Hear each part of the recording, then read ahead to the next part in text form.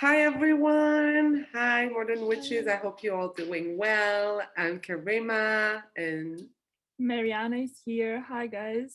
hi guys. So happy to see you again for Taurus season. Marina and I just did the recording for the general reading in our podcast, Modern Witches Conference. Please listen to it before listening to your horoscope or just after.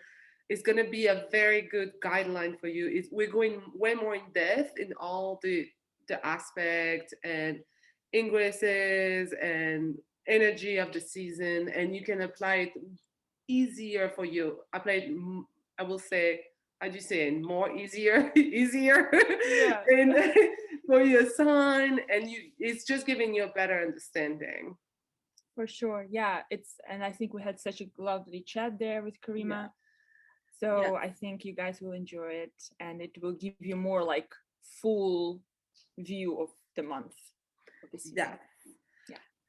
So, right now we're going to go to your horoscope so you can listen to your sun sign, your moon sign, or your ascendant. Please let us know what the one resonate the most with you. It's very fun to see if people feel like more aligned to the moon or sun or rising. And if in general this horoscope is resonating with you, it's very helpful for me and Mariana to see how people are feeling and to have feedback. And don't hesitate to share, likes, and comment. This is for helping the channel, this thing. Yeah. Also, we're going to pull one card, one tarot card, because we love doing tarot, Mariana and I. And so after our horoscope, usually we pull one card and we're going to pull a card from the Modern Witch. We thought it was very potent from Lisa Sterle. And so just at the end of the horoscope, usually we pull one card for the energy. So it's Yeah. going to be very fun. So Awesome. I And think if that's you it. That's guys, everything. yeah, if you guys have any questions, our information and contact details are in the description video, in the Hmm. below the video. Yeah. So feel free to reach out and Yeah. And communicate. if you want Yeah. to be more involved with Modern Witches Conference, feel free to sign up to our Patreon, to support us, to chat with us, to sign up to our Instagram. I'm going to put all the link below for you. Thank you, guys. Okay, let's get to your reading. Hi, Capricorns. Welcome to your Taurus season astrology. And this season, Sun enters your fifth house of creativity, of fun, of birthing something creative, or actually birthing children. So bringing something into the world that's very closely tied to yourself, a sense of self, sense of your personal identity, your what brings you joy in life. So Venus ruling your fifth house, it's like such a beautiful time to expand into the places that bring you just joy and pleasure.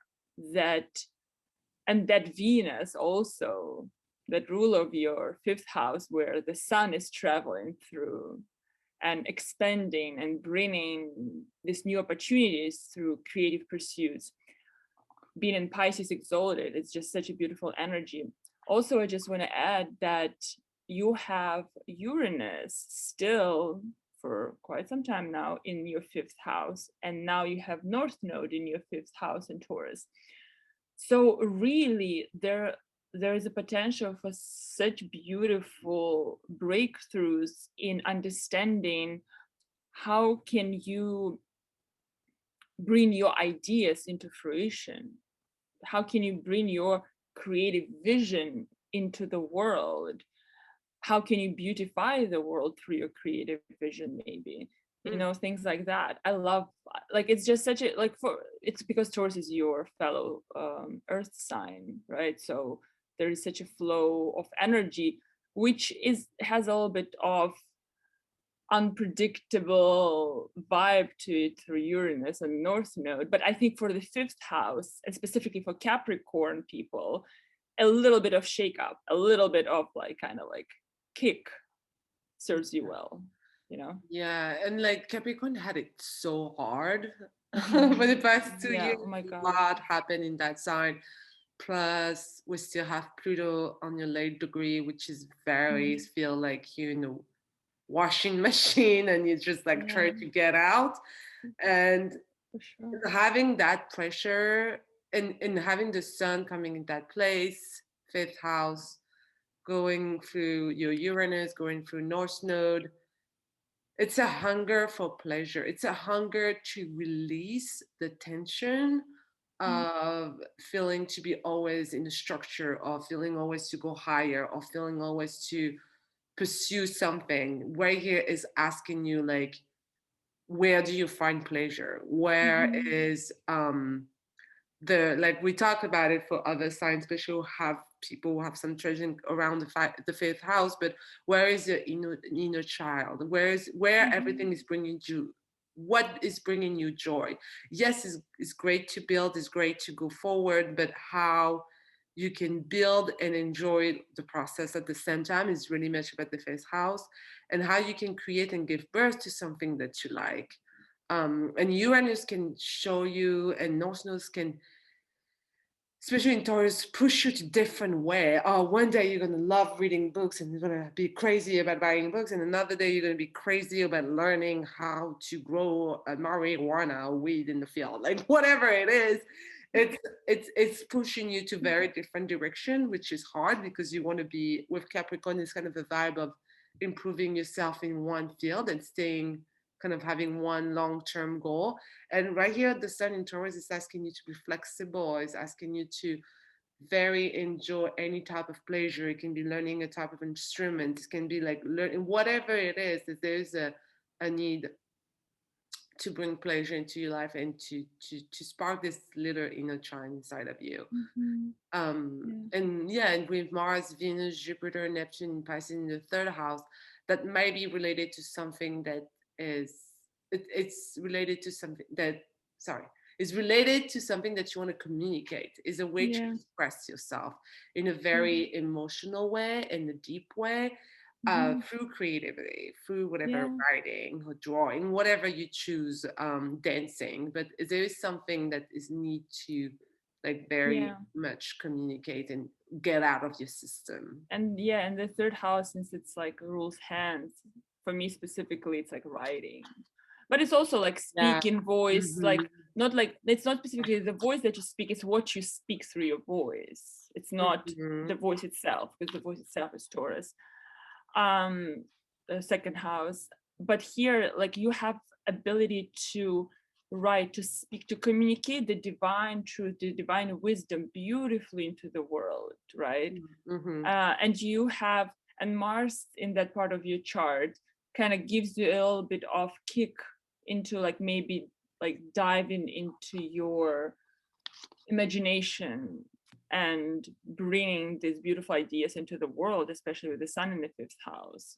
And Hmm. also you have Venus and Jupiter Yeah. ingress in your fourth house, of home, of comfort, of for you, it's also about property. It's about maybe like potential for beautifying your home, or even relocating, or maybe starting thinking about purchasing a home or something like that. You know, like just in general, Jupiter going to be in Aries into 2023, but here just ingress is there. So here, these ideas, these thoughts are really becoming really expanded for you. Yeah. And Yeah. having this new moon, this eclipse in this part of the chart, like the creative part of the chart, the romance, the love affair, creative part of the chart, the fifth house, and having this full moon in Scorpio in the 11th house, there is a need to maybe get out of your group or your social group to find your own individuality.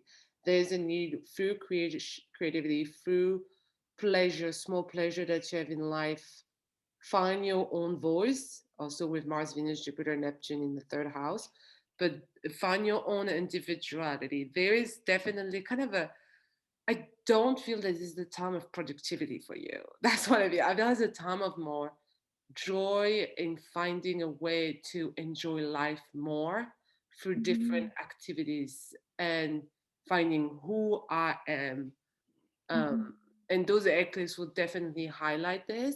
And that can be disturbed because there's still Uranus in the first house and North Node that kind of change the narrative, that push you, that create a hunger of who I am, what do I need to do. But that transit is for, especially in North Node, is for this year. So it's not, you still have a long way to find. So don't try to find anything right now. ease into that. It's like the whole Taurus likes to ease into things, ease into creativity, like kind of feel slowly your way into things. Yeah. Uranus might make it a bit harder, but still. Yeah. And also the card that you have, which is like the only card that we pulled, like for now we are at Capricorn, we still have 2 signs to go, but this is a harsh for me card where I just pulled the 10 of sword, and is very your thought pattern and how like there is an ending. The 10 of sword is a hand, the 10s of ending, but sword are very much related to your mental health. And don't forget that you're ruled by Saturn. Saturn is in Aquarius right now, which is in your 12th house. So Aquarius is an air sign, so it can stimulate a lot of idea. And when Saturn in that part of the chart, that a lot of thoughts can come up, and a lot of things that were deep hidden into your conscience can come up. So there is an end to it. So that feel like very a good release. And a good time to just like, kind of you coming at the end of a struggle, of a mental struggle, when there's too much that you were thinking about, or there is too much trauma or wound that you were like dealing with, and you're now coming to end when basically I put up also the Hangman where you surrender. Basically you surrender, and it's no time, like we said, to find your way. It's a time to enjoy the present moment. Everything, if you didn't read it, or if you want to have some tips and tricks about present moment, you know, the famous Hector Tolle is the way to go for you right now. Live in the present moment. The past is, if we think of the past, it's depression. If we think of the future, it's anxiety.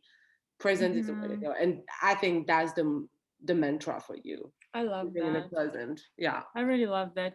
And 10 of Swords after the 9 of Swords. 9 of Swords is like that mental prison that you almost, right? Where you like can't sleep. And then like 10 of Swords is where your thoughts brought you into like, but for me, 10 of Swords is like also the end, right? Like it's the end. It's like the end of that cycle. Like as harsh as it is, there's nothing after the 10 of Swords, right? So it's like exactly. And then Hangman a little bit like feels like rest almost. It feels like rest. It feels like I don't have to choose anything right now, which direction, which relationship, with project, whatever it is that you're struggling with. You don't have to figure this out. This is very a present moment time, like you said. For sure. All right.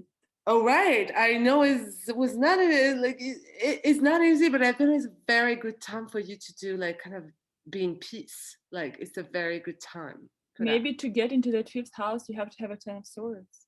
That's what it is. That's what it is. Yeah. For sure. Love you, Capricorn. We're giving you many kisses. We wish you a happy season, and we wish you enjoy this 5th house, because it's a very joy house when you can have a lot of fun. So don't forget to have fun and enjoy, and where pleasure is, go, go, go. So that's the time. Thank you. Thanks, guys. Have a good one. Bye-bye. Bye-bye.